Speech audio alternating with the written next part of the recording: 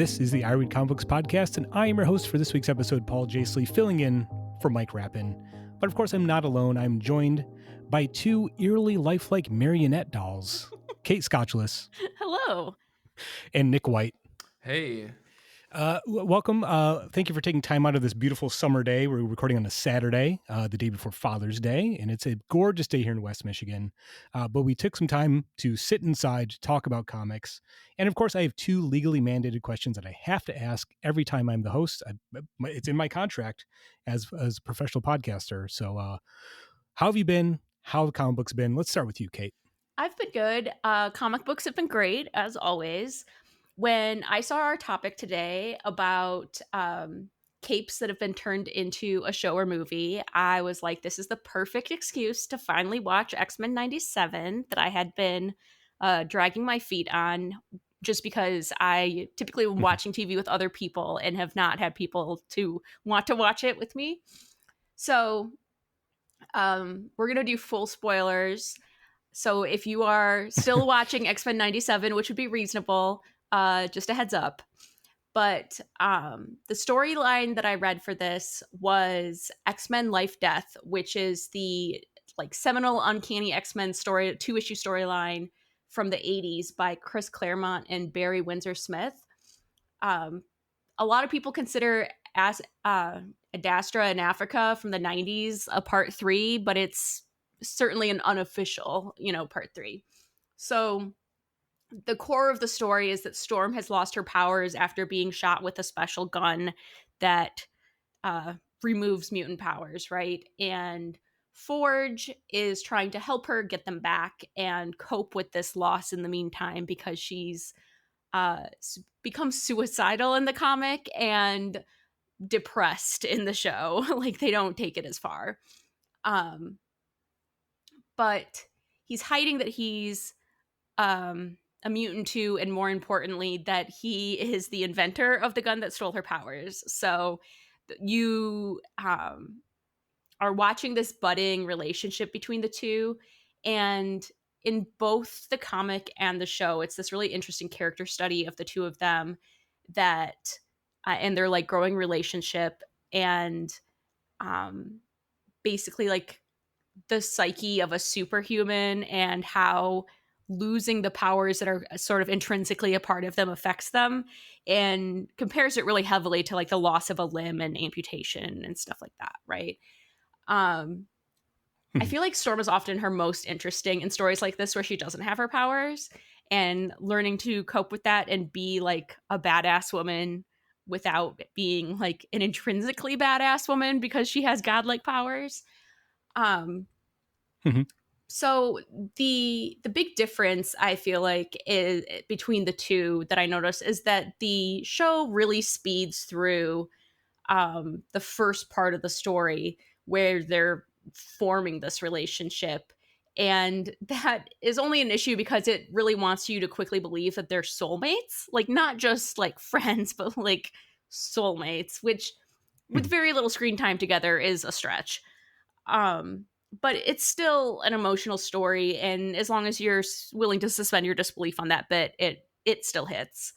It does end differently than the comics. In the comics, she doesn't get her powers back at the end of the storyline, whereas in the show she does, because she needs to have her powers for the show, which makes sense. I think that the show really benefits from Alison Seeley Smith's voice work on Storm. It makes it a lot more emotional to me than the comic was, though part of that might just be kind of the dated way the comic is written. This is one of the good examples of Claremont's use of thought bubbles to drive a story versus as asides. So there's lots and lots of thought bubbles, and it works, but there's a different hit to it, I feel in the show. I also really love the colors in the show. It's much more vibrant and dynamic. The colors in the comic were designed for pulp paper, so they don't look as great on my iPad screen. I really wish I could have read this in the original format. I think it would actually be a better reading experience. For sure. Yeah, that's interesting, Kate. And I guess I should have introduced the topic at the top of the show. We are reading books that were kind of based on the Goodreads Book of the Month topic, which is cape comics or superhero comics that were turned into films or TV shows. So, of course, you read some X-Men comics. Um, I've read a handful of the Chris Claremont stuff, and like he's a very distinct writer who writes for comics. So yeah, it's interesting that maybe some of that wouldn't translate to a TV show well, but it sounds like overall it's a pretty decent adaptation. I have not watched X-Men '97 yet, so I'm going on your description of it. Yeah, I've really been like enjoying both of them. So they're very different, but they do it well. And Mhm. I think it really works that the show just took the general concepts versus trying to do like a more direct adaptation. Yeah, yeah. Which I think is a mark of a good adaptation. You don't want to do Hmm. a straightforward, panel by panel. Then you end up with Zack Snyder's Watchmen, and nobody wants that. Oh boy. So It's a good thing Danny can't hear this now. we already talked about it on the movie club. Danny's already told us, he's disappointed us from their movie club episodes. Yeah, yeah. Right. Um, Right. but no, I think that's interesting. And again, like you're adapting uh, an old comic that's written in a certain way with a bunch of continuity to a bigger audience. Like there's things that have to be changed. So it's always kind of interesting to compare them back and forth. And yeah, I definitely think the aesthetic of the show is so distinct they couldn't really change it too much for an Right. adaptation. Know what I mean? Of Yeah. a storyline. Nick, what about you? What did you read for this topic? Well, I decided that I was gonna give myself a challenge because nothing gets to be easy, or I don't make anything easy. That's probably the better way of putting it. And so I was like, what if we think outside the big two? And then I was like, well, what defines a cape book? And then that started a stupid, terrible little Telegram thread with Mike Rapin, and it got vaguely philosophical of like, what defines a cape book? Does it have to be a superhero? Do they have to have a literal cape? He's like, just pick a book. He's like, I don't really care. I'm like, what about Judge Dredd? He's like, just pick a book, please, please, God. Like, I'm not on the show this week. Don't make me question that decision. And so I narrowed down a list, and I initially was like, you know what? I'm gonna go back. I'm gonna read. I'm gonna read Spawn again, and I started the first volume, and Mhm. like I got to the introductory letter, like Todd McFarlane looking back on his creation 20 or 30 odd years later, and he started comparing himself and his character of Spawn to this idea that like Spawn will outlive Todd McFarlane in the same way that Mickey Mouse outlived Walt Disney. And I was like, oof, that's it. Like, we're good. Threw up a little We're in your good, Todd. I mouth. got to Yeah. page one. Let's, Yeah, yeah. I mean, I love Todd. I think Todd is great for all of his crazy ambitions, and all of his Yeah, but screwiness. me too, but I don't necessarily want to read comics that he wrote. There's a big difference there.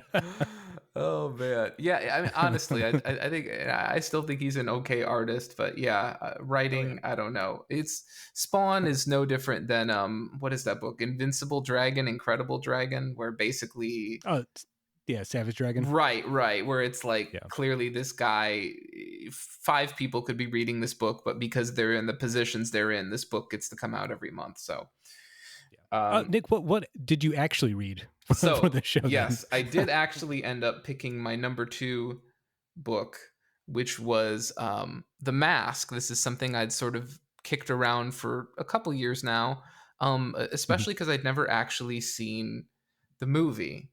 Oh, When the okay. movie came out, I was not yet even 10, and it was PG-13, and that meant that was definitely almost certainly not going to happen at my house, for sure. Uh-huh. But so I read part of the Omnibus Volume 1. This script was by John Arcudi of Dark Horse fame, I would say. Art by Doug Mankey. Again, really big name. Colors by Mankey and Matt Webb. Lettering by Pat Brousseau and David Jackson.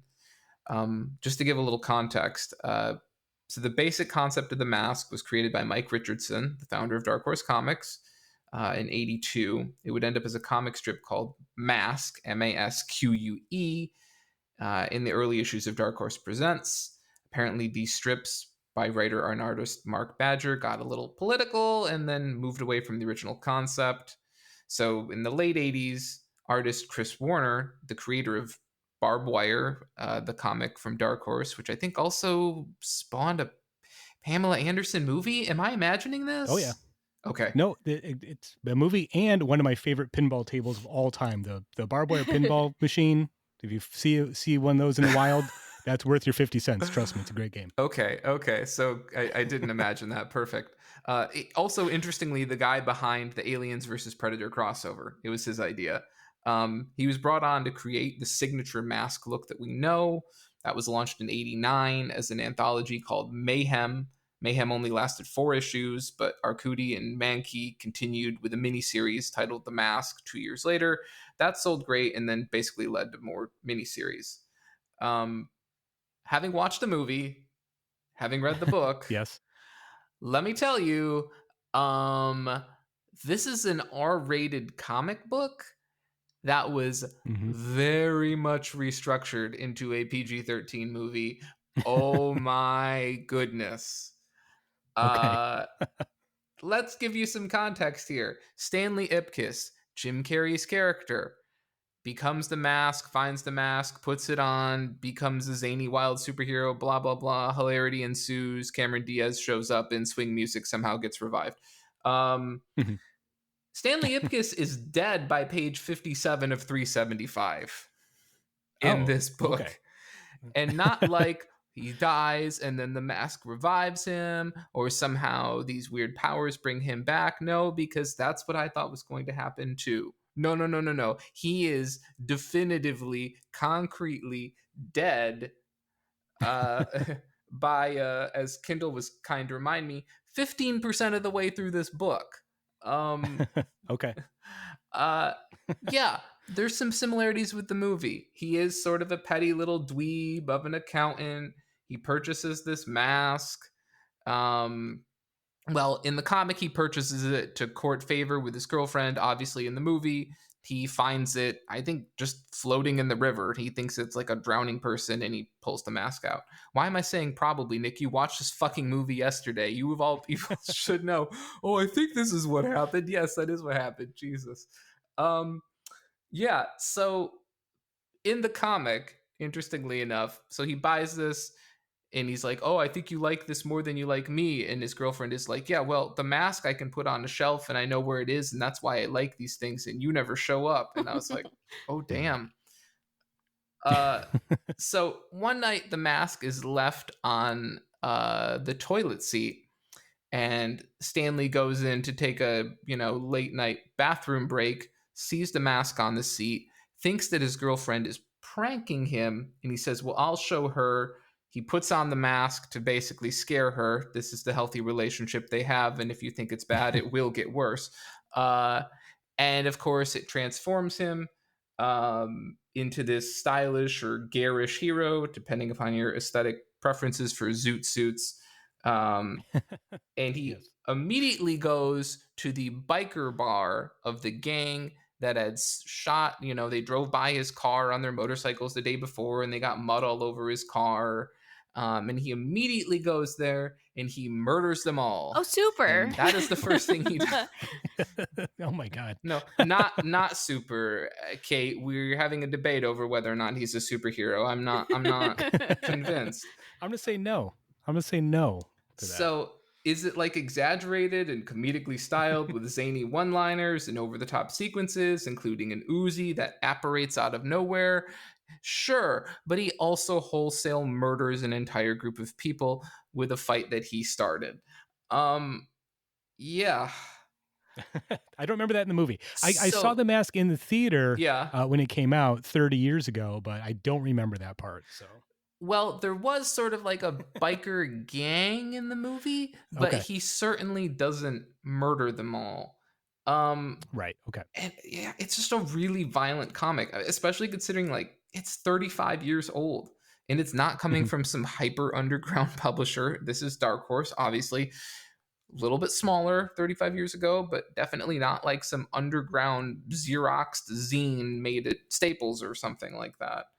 Right. And like not much later, we realized that much like Steve Buscemi and Billy Madison, like he's already made a list of those that have spurned him, which began with the biker assholes. And we can tell from the strike-through lines on the document that he's already paid a visit to Tom Richmond, Lewis Winston, and apparently Melrose Seafood, which also wronged him. Give him food poisoning. I want that story, yeah. He's already started wearing military fatigues, and he's purchasing gun magazines. And when his girlfriend confronts him about these new hobbies and his unwillingness to take her out for dinner, it starts as a scene of verbal abuse that stops just short of physical abuse. Yikes. She figures out that the mask must somehow be involved in all of this. She throws it in the trash. Then she throws him out. He's convinced that she must still have it. He climbs to the window of her 4th floor apartment and breaks in the following night. She calls the cops. He finds the mask, transforms just as the police shows up, shoots all of the cops with their own guns. The rest of the cops come in and they're on the staircase waiting to blow into his room, and he pulls out a bazooka and blows them all up. This sounds way better than the movie, honestly. So, for those wondering if the mask backs the blue, I don't think the answer is yes. Okay, it's not a and like, to be fair, like, these cops are not depicted as being crooked or in on the take or evil, maybe a little lazy and stupid, but they're not like the mask is very clearly not a hero. The cops are very clearly not portrayed as villains, and that doesn't stop what happens from happening. It's a absolutely wild book. And God, I think part of the reason it is what it is and the movie is what it is because the story surrounding Stanley, the hero of the movie, really only goes for the anthology issues of this comic that was part, like these little small stories that were part of that Mayhem anthology. That all follows Stanley. And it's only after that, when the series becomes an ongoing, which I read the first half of, that the mask becomes more of a hero. The detective that was hunting Stanley finally gets his hands on the mask and basically becomes a vigilante. So he's the mask at night and he's this cop at day, and, you know, goes after all of these corrupt people and the corrupt DA, and it transforms into what I think people would expect to sort of see a book like this become, right? But when it's this weird little anthology where it's these small little stories spread across these other issues, it's a real frightening, like, what are the dangers of like automatic wish fulfillment sort of narrative. Go ahead, Paul. Well, that's really interesting, again, because I knew this comic existed and I knew the mask was based on a comic, but I had never read any of it. So I'm not surprised that it's like radically different, but I didn't expect it to basically be falling down instead of the mask, right? Yeah, the movie with Michael Douglas. Yeah. And I guess I should have mentioned this part sort of to conclude it. Like, after he goes out and he does all of this stuff and he kills all these cops and he steals a cop car with a prisoner in the back and he crashes the car and that guy dies, and he drives the car through a grocery store and, you know, comedically drives the car up to the checkout and throws the money on the counter and basically like blows up a whole city block, etc., etc. He like goes back to his house, takes off the mask, and goes, "Oh gosh, like I really probably should leave town," which is maybe the most sensible thing he says in the whole comic.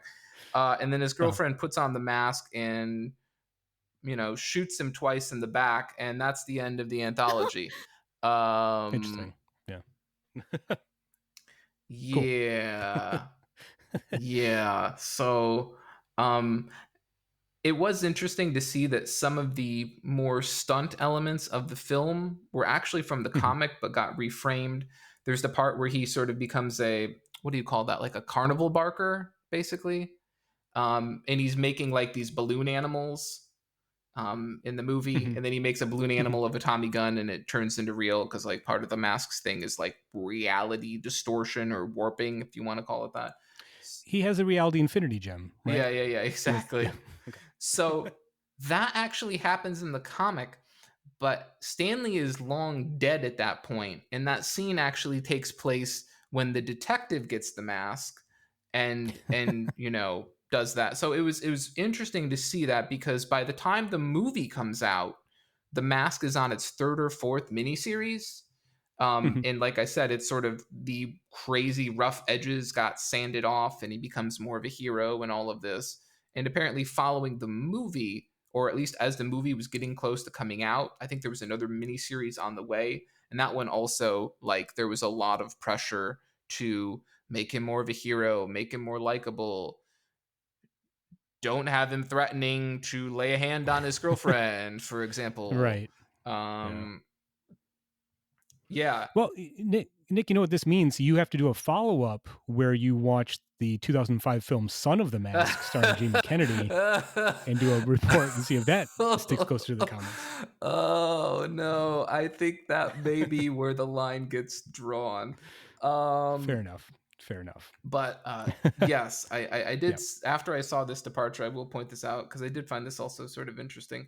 Apparently, the reason that there's a real departure between the two is that the movie was actually supposed to originally become a new horror franchise, which if you read the book, it doesn't seem like that would be that wild. But like New Line Cinema offered the movie to Chuck Russell. Russell thought that the violence of the comic was too off-putting, wanted to be less grim, adult-oriented, actually wanted to make it family-friendly. And basically when he came on board, it got drastically reshaped into the film. So I had no idea. Yeah, it was a real cool, wild learning experience. And I mean, it's a great looking book, and it's really interesting to see Doug Mankey's art evolve even over just the 2 years between the miniseries and the ongoing, because it's still definitely his art, but it was like, sometimes you sort of get that, window into an artist's evolution, and you can just see them so drastically grow and mature in just over 2 years. It's a real like evolution. It's still him, but it is an improvement. It's really, I mean, Mankey is such an impressive artist, and for sure it's on show here. So nice. Yeah, it'd be worth tracking down for that. So yeah, cool. It's again, what a crazy ass comic, especially because I felt like it was more than a couple years before the real edgelordy bullshit really showed up. Like, this is like 89, 91. So it's showing up 5 or 6 years before, like, well, appropriately enough, Spawn and all of the other real image stuff. Yeah, exactly. So fascinating stuff. What about you, Paul? Well, I read a superhero comic called Infinity Gauntlet. This is, of course, the 6-issue miniseries event that inspired Avengers Infinity War, the film. Came out in 1991, written by Jim Starlin, with art by George Perez and Ron Lim. And because it's a big 2 event book, there's a small army of inkers and colorists and letters involved. But I mean, the main stars here are Starlin and Perez and Lim. Why did I somehow think this was Mignola? What is the big event Marvel book? Jim Starlin wrote Cosmic Odyssey, the DC book that Mignola illustrated. That's what I'm thinking of. Thank you. This is, again, came out in 1991. I'd read this before, probably about 10 years ago, and it just didn't click for me. I did not enjoy it. But obviously seeing the film, which is, it's loosely based on this comic, and I'd read more of Starlin's sort of cosmic Marvel stuff from the 70s since then. I really liked his Adam Warlock stuff, where he introduces the Infinity Gems and Thanos and these characters. So going back and rereading this miniseries with that knowledge, I enjoyed it so much more. This is just big, dumb cosmic superhero stories, which I absolutely love. Again, if you've seen the movie, you know the basic premise here. Thanos has all the Infinity Gems that allow him to basically control reality itself, and a small army of superheroes have to go confront him and stop him. At one point, Thanos pulls a bunch of planets out of their orbit and arranges them to spell out his name, which I think is the coolest thing you can do with reality bending powers. I mean, I love the fact that Starlin can write these sort of huge cosmic stories, but they're still incredibly fun and dopey at the same time. And that's a great example of that. Obviously, there's a lot of differences between the film and this miniseries. There's a lot of characters that they couldn't use in the movie. The Silver Surfer shows up. That thing with the alignment doesn't happen in the film. That does not. I don't remember him spelling out his own name. I haven't seen it, so I wouldn't. But you can if it did, I would have given that movie a lot more stars than I did. It doesn't follow the comic. Where's the planets to spell out Thanos? I mean, Silver Surfer shows up, obviously. Can you imagine shouting that in the middle of the movie? Just kidding. Because the filmmakers were limited by what characters they could use, so they couldn't use Silver Surfer or Galactus, or Adam Warlock hadn't been introduced yet. Mephisto is a big part of the story, and he's not in the MCU. And because it's a big cosmic event, most of the superheroes don't really do anything. They're kind of easily dispatched by Thanos, and he has to confront the Celestials and Eternity and these huge cosmic figures that kind of save the day. So it's less of a big superhero punch 'em up and more of this sort of heady cosmic reality could end at any moment sort of fight, which you can kind of only do in a comic book. It would not translate to a film very well. Right. And Thanos' goal is slightly different here. He still murders half the universe like he does in the movie, but he does it to impress Mistress Death, who he has a crush on, which is so much cooler for some reason. It's just he wants to impress this living embodiment of death, and she brings Thanos back to life, gives him the Infinity Gauntlet, and says, impress me. And nothing he does impresses her. So he's a simp in the comic, and it's kind of amazing, right? Yeah. I actually, this sounds dumb enough that I'm interested. Yeah. Yes. Yeah. And it was kind of interesting. I was surprised at how much they were actually kind of to retrofit into the movie that I didn't think was in the movie. That makes sense, where it's when I was rereading, I was oh yeah, they did kind of fit this in somewhat differently and had to rearrange the parts to make it into the movie. The character Nebula from the movie is a big part of the comic. Actually, she's not a cyborg like she is in the movie. She's basically a reanimated corpse for most of it, but she does do something at the end to help defeat Thanos. And it's really cool how they were able to kind of keep aspects of that in the movie for as much else that they had to change. I really enjoyed this. Again, you have Jim Starlin doing his thing. These are characters he loves, concepts he loves writing. George Perez is obviously one of a kind, one of the best superhero artists of all time. His issues look amazing. The last two issues are illustrated by Ron Lim, who is also a great artist, slightly different from Perez, but similar enough where it doesn't feel like a huge stylistic change. I enjoyed the hell out of rereading this. I'm glad I went back to do it. If you are curious about where they got the ideas for the film, just bear in mind it's a very different version. There's a lot of stuff that's not in the movie, and it deals with a lot of the bigger cosmic Marvel continuity concepts that you maybe have to be familiar with to really appreciate, but it's a blast for just a big, dumb superhero event. I'm really glad I got a chance to go back and reread it. So what do you think changed for you about Jim Starlin? Because I've read some of Starlin's stuff, and for me at least, and maybe it's just his cosmic stuff, although that feels like overwhelmingly that's most of what he is and what he does anyway. But he always struck me as very much love-hate. You're either completely down with this stuff and you want more of this cosmic stuff, or you never want to see it ever again. And so I'm just curious. I'm not sure. I think I really liked reading the Adam Warlock stuff he did in the 70s. I think that was the big thing for me because it gave me a better sense of why he likes those sort of concepts and where those characters came from. That story is all about Adam Warlock fighting an evil future version of himself, which is kind of this great sort of mindfuck for a superhero comic.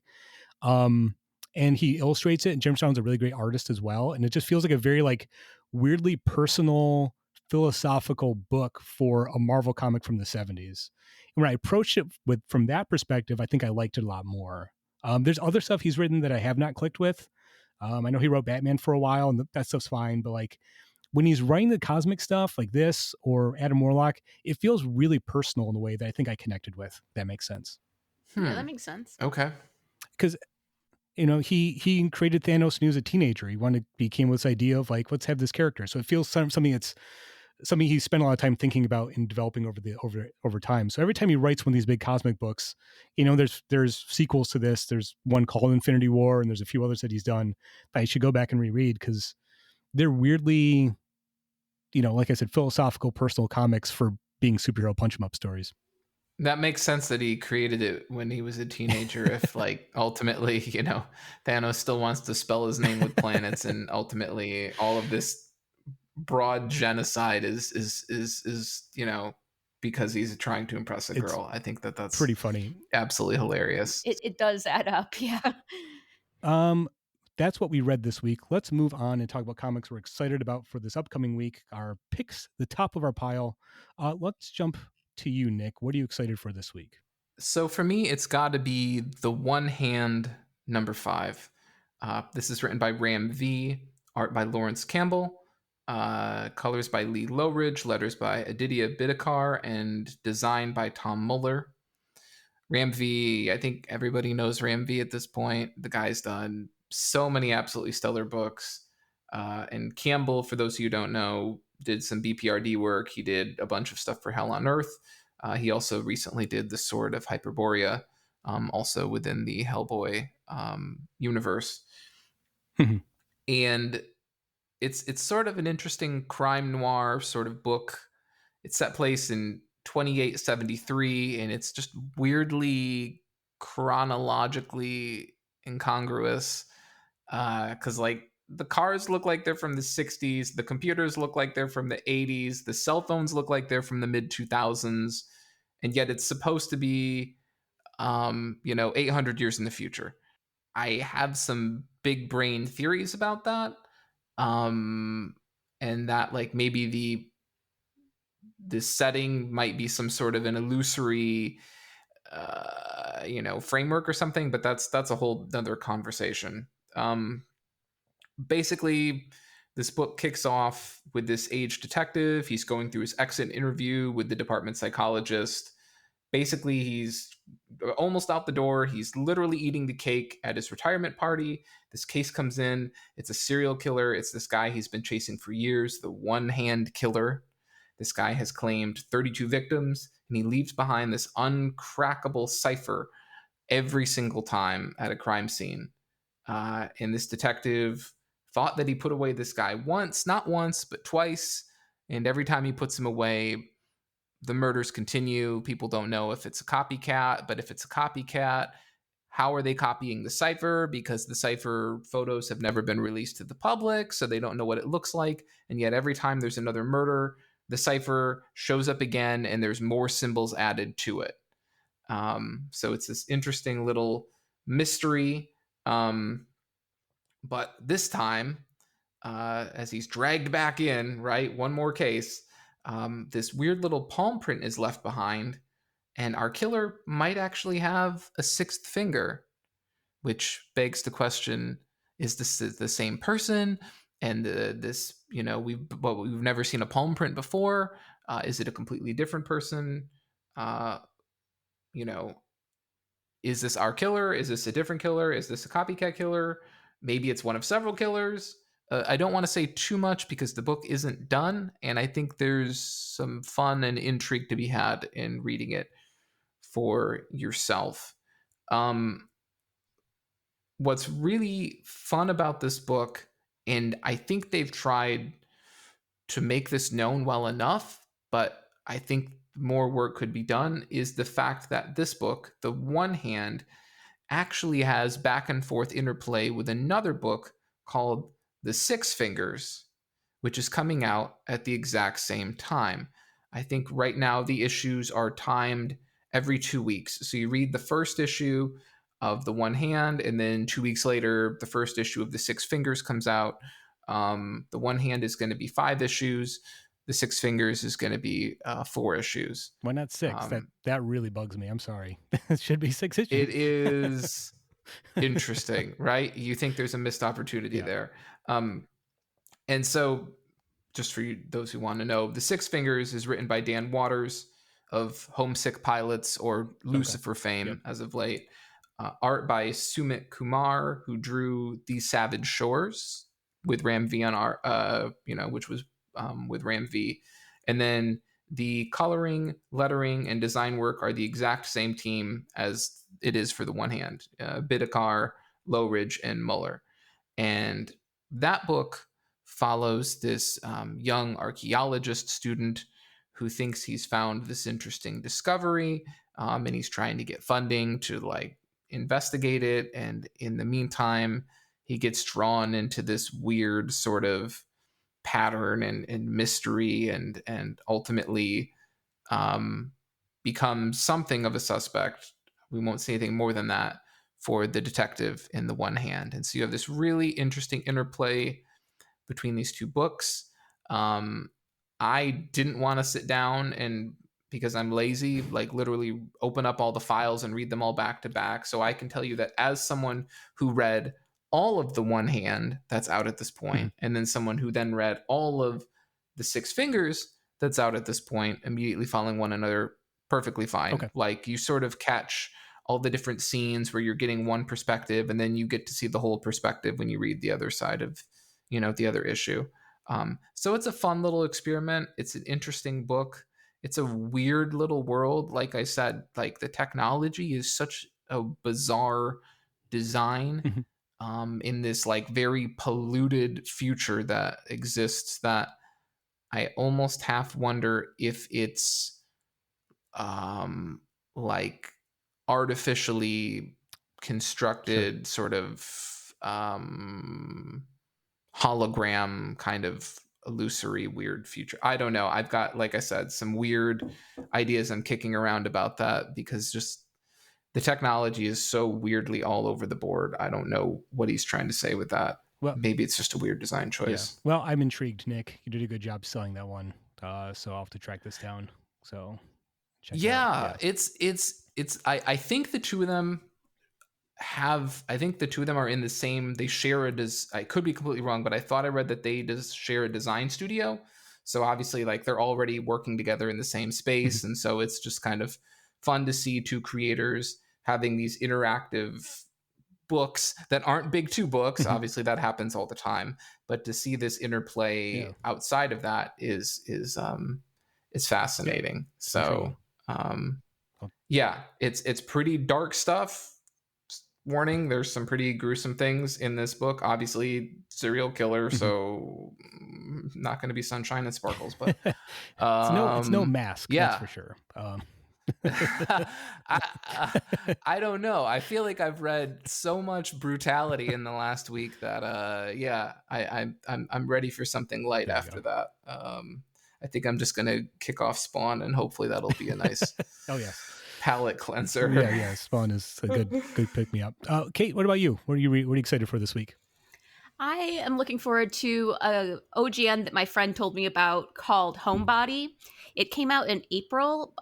It's by Theo Parish, who's a first-time creator, and it's a YA memoir OGN about their experience as a non-binary person and trying to basically growing up in high school, not knowing the term and navigating the unspoken gender binary rules of high school and all the little day-to-day things that go with that, and eventually learning the term non-binary, which strikes a chord in kind of basically their story of finding themselves in this and becoming comfortable with who they are.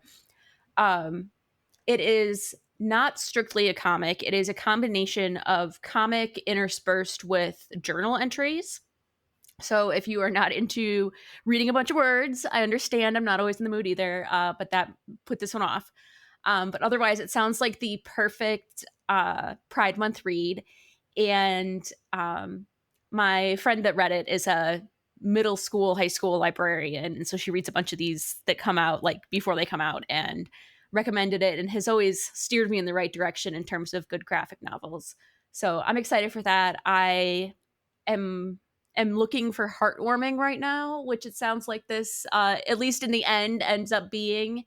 And like the positive message about it's okay to take your time and figuring things out, and it's okay to not know, and all that stuff is just very like resonates with my own experience in high school. And So I'm looking forward to it. The art looks really cute, and a style that I like in these YA and middle grade books. So I will be waiting until my library has a copy, but it's like in progress, right? It's like on order according to their system. So any day now. Perfect. That sounds interesting. I had a couple things that I was juggling back and forth with. Before I get to my pick, though, maybe I'll talk about the Discord picks. We had some people that tuned in live listening on Discord today. We had some technical difficulties, but I still got some picks from them. So Danny mentioned he's going to be reading Destro #1. Paul G is be reading the Blue Beetle Graduation Day, which kind of fits with the theme for today's episode. And then Hugh is reading X-Men Blood Hunt Jubilee #1.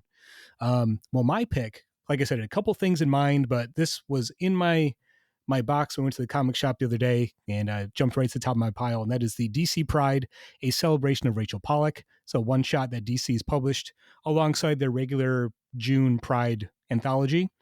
And like the title suggests, it is a celebration of Rachel Pollack, the writer who wrote for DC and Vertigo in the early 90s, who sadly passed away last April. So it's kind of a celebration of her life and her work. If you're not familiar with Rachel Pollack, like I said, she wrote a bunch of series for Vertigo in the early 90s, probably best known for taking over the Doom Patrol series after Morrison left. And she kind of continued a lot of the themes in Morrison's work, but introduced a deeper dive into issues of gender identity, sexual identity, and being transgender, since Rachel Pollack was something that was part of her personal life. And in fact, Doom Patrol #70, which is reprinted in this collection, introduces the character of Kate Godwin, aka Coagula, a member of the Doom Patrol who's actually the first transgender character in DC continuity. Issue is reprinted here with art by Scott and inks by Tom Sutton. You know, working in comics as a transgender woman, writing stories that deal with being transgender, deal with sexual identity and politics 30 years ago. I mean, this comic's from 1993. So kind of amazing to put that into context and how groundbreaking that was at the time and how important it is to celebrate her work. It also reminds me, I've never read her Doom Patrol run. So that's also jumped way up on my to-read list. I know DC just did a nice collection of her work on Doom Patrol, so I got to pick that up as well. And then this issue also has a brand new story written by Pollack's friend and collaborator, Joe Corallo, which reintroduces the Kate Godwin character from Doom Patrol #70 back into mainstream DC continuity. So I feel like that's a nice way for DC to acknowledge Pollack's influence and importance to the DC universe, you know, all these years later. So I'm glad I remembered to pre-order a copy of this and picked it up this week to read. God, that's just such a reminder of like Vertigo books back then were tackling so many things ahead of their time and so many themes that were seen as things things